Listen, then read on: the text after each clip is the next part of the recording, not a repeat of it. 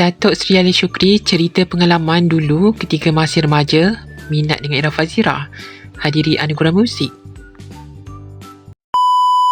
Saya ingat lagi dengan nama Allah dan nama Tuhan, saya sebut dia depan Era Fazira. Tapi waktu tu umur saya dalam 19 tahun. Waktu saya pergi satu anugerah muzik, waktu orang menjerit Era waktu tu saya antara ribuan orang.